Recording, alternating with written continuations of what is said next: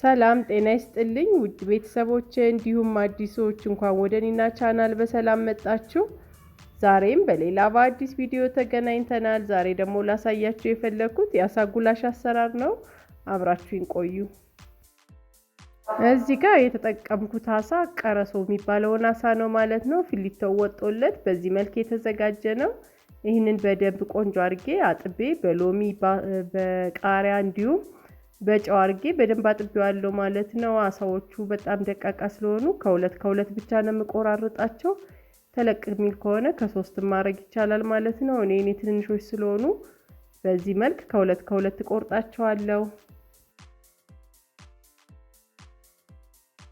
አሳችንን በዚህ መልክ ካዘጋጀን በኋላ አሁን የምንቀምምበትን ነው ማለት ነው። የተጠቀምኩት እንቁላል 1 እንቁላል ነው። ጨው ግማሽ የሻይ ማንኪያ የሚሆን ጨው ተጠቅሜያለሁ። ቁንዶ በርበሬ አድርጌያለሁ። እንዲሁም ደግሞ ከሙን ትንሽዬ ጨምሬያለሁ።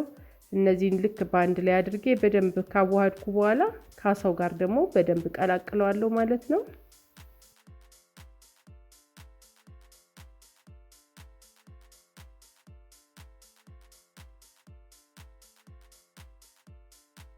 አሳውን እንደዚህ በደንብ ካቀላቀልነው በኋላ የምጨምረው የበቆሎ ዱቄት ነው ማለት ነው።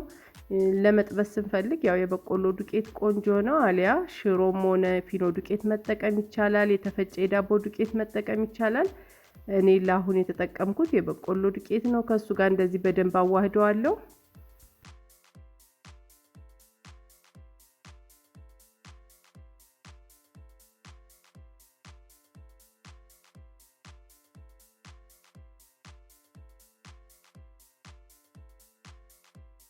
እዚህ ጋር አሳችን የምንጠብስበት መጥበሻ ነገር አዘጋጅቻለሁ። ዘይት ጨምራለሁ ማለት ነው። ዘይታችን ሲፈላ ነው የምንጨምረው አሳውን። ዘይታችን መጋሉን በዚህ መልክ ወይንም ትንሽዬ ቁራጭ አሳ ነገር በመጨመር መጋሉን ቸክ ማድረግ እንችላለን ማለት ነው። እዚህ ጋር አሳችን ስንጨምር እንዳይጠባበቅብን ለየራሱ ብናረገው ቆንጆ ነው። በምንጠብስበት ጊዜ ዘይት አታብዙ ማለት ነው። ምክንያቱም አሳ የምንጠብስበት ዘይት ብዙ ጊዜ ለሌላ ነገር ስለማይሆን የሚበቃውን ያክል ከተጠቀማችሁ በቂ ነው ማለት ነው። ይጠብሰዋል።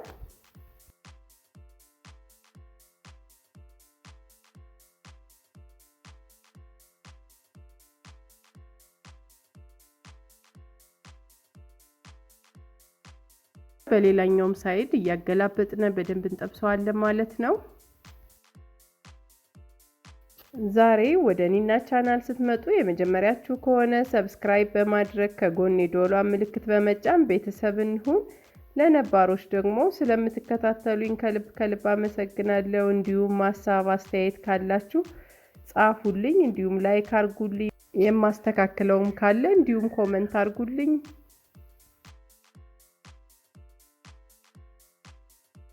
ልክ እንደዚህ ከለሩን ሲቀይር ወይንም ቡኒ መልክ ሲይዝ እናወጣዋለን ማለት ነው። እሱንም እንደዚህ ሶፍት አዘጋጅቻለሁ። በሶፍት ዘይቱ እንዲያንጣፍፈው ይረዳናል። በዛ እናወጣና የቀረንን ደግሞ እንደገና እንደ አዲስ እንጠብሰዋለን ማለት ነው።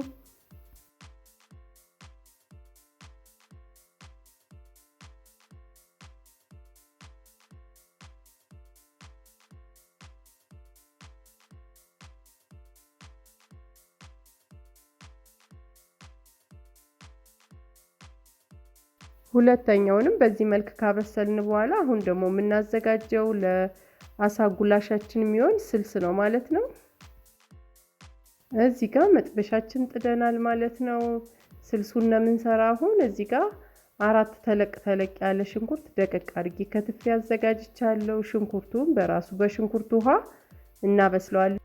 ልክ እንደዚህ በራሱ ውሃ ሲበስልልን ዘይት ነው የምጨምረው። ዘይት ይበቃኛል የምለውን ያክል ጨምሬያለሁ።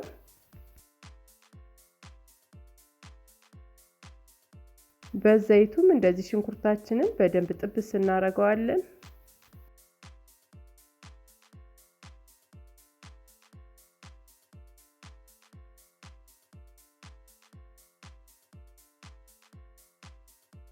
ሽንኩርታችን እንደዚህ በደንብ በዘይቱ ከጠበስን በኋላ አሁን የምጨምረው ቲማቲም ነው። እኔ የተጠቀምኩት ቲማቲም 1 መካከለኛ ቲማቲም እንደዚህ አርጌ ደቀቅ አርጌ ፈጭቼ ነው የምጠቀመው ማለት ነው። እሱን ደግሞ አብረን ከሽንኩርታችን ከዘይቱ ጋር ጥብስ አድርገን እናበስለዋለን።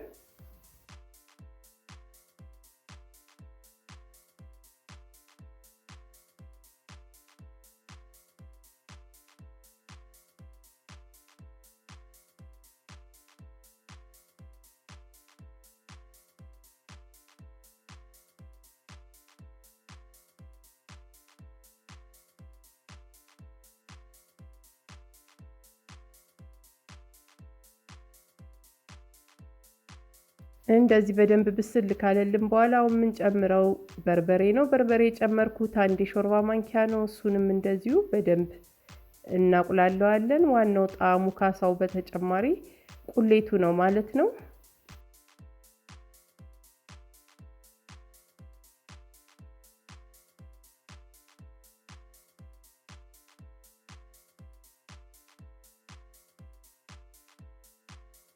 እንደዚህ በምናቁላላበት ሰዓት እንዳይዝና እንዳይቃጠልብን ከጎን የሞቀ ውሃ አዘጋጅተን ጠብ እያደረግን አሁንም በደንብ እናበስለዋለን ማለት ነው።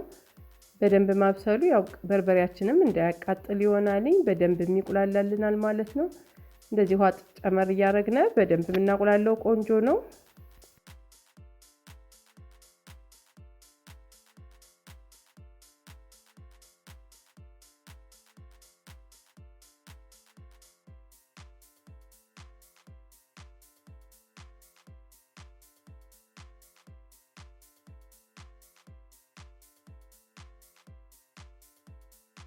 አሁን ደግሞ የምጠቀመው ነጭ ሽንኩርት ነው። ነጭ ሽንኩርት የተጠቀምኩት 5 ፍሬ ነው። እነሱን እንደዚህ ከትፌ እጠቀማለሁ ማለት ነው። አብሬ ደግሞ አቁላለዋለሁ።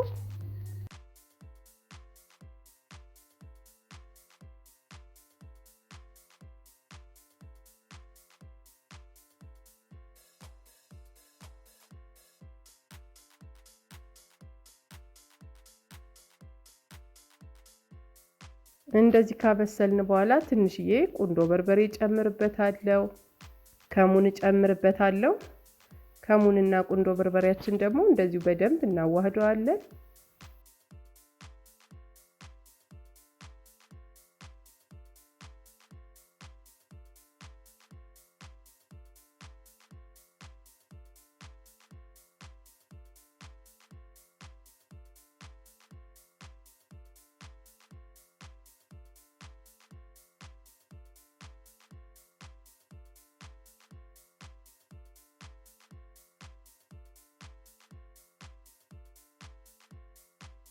ልክ በዚህ መልክ ቆንጆ አድርገን ስልሳችን ካዘጋጀን በኋላ ጨው ነው የምንጨምርበት። ጨው የጨመርኩት 1 ሻይ ማንኪያ የሚሆን ነው። ያው ጨው እንዳስፈላጊነቱ ነው የምንጨምረው ማለት ነው።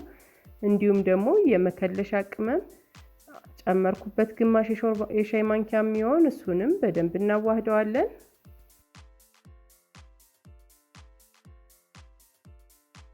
እዚህ ጋር ጨውንና መከለሻ ቅመሙን ስጨምር እሳቱ ጠፍቶን ያው በግመቱ ነው የሚንተከተከው ማለት ነው። አሁን የጠበስነውን አሳ እንጨምራለን። በደንብ መንተክተክ ስለማያስፈልገው ስለተጠበሰ ያው በጠፋው ነው የምንጨምረው ማለት ነው። እሱን እንዳይፈርስብን አድርገን ቀስ አድርገን ከስልሳችን ጋር እናቀላቅላለን።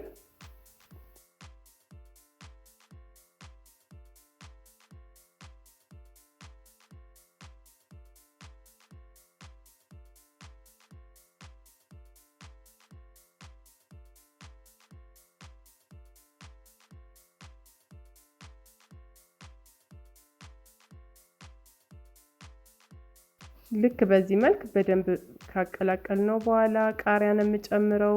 ቃሪያ እንደዚህ ሊወጣ ሲል ጎረድ ጎረድ አድርገን እንዲበላልን እንጨምራለን ማለት ነው። ይህን የመሰለ ቆንጆ አሳ ጉላሽ ሰርተናል። ሰርታችሁ ሞክሩት። ስለተከታተላችሁኝ ከልብ አመሰግናለሁ። ሀሳብ አስተያየት ካላችሁ ኮሜንት ላይ ጻፉልኝ። በሌላ ቪዲዮ እስከምንገናኝ ሰላሙ ሁሉ እመኛለሁ። ቻው።